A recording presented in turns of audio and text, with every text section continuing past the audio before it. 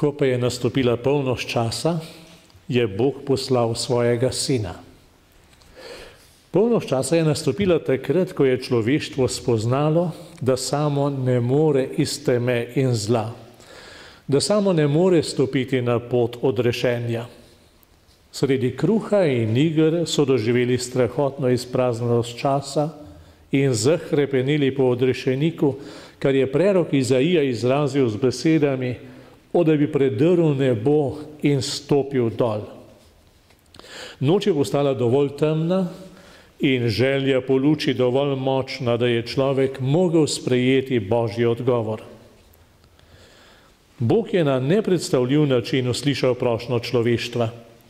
Poslal je svojega sina, ki se je rodil kot človeški otrok.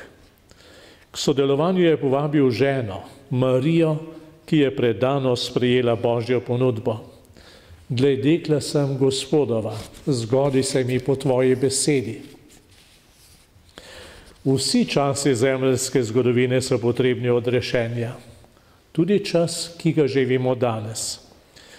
V njem je veliko teme, veliko noči. In ljudje potrebujemo zagotovilo, da noč ni končna usoda človeštva. Zato Bog tudi danes pošilja svojega sina, da bi nam prinesel veselo sporočilo.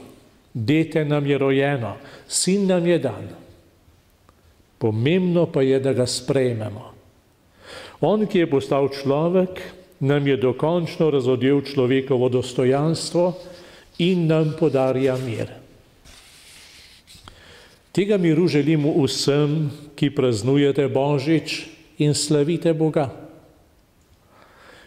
Tega miru želim vsem, ki Božič praznujete kot družinski praznik, saj se je tudi Božji sin rodil v družini.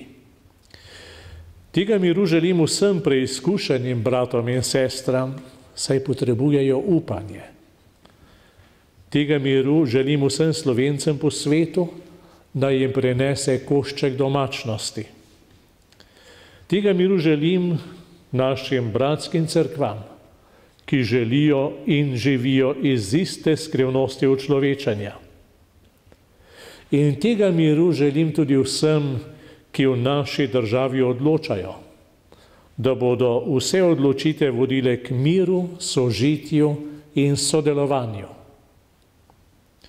Vsem voščim blagoslovljen Božič in veliko Božjega varstva v novem letu.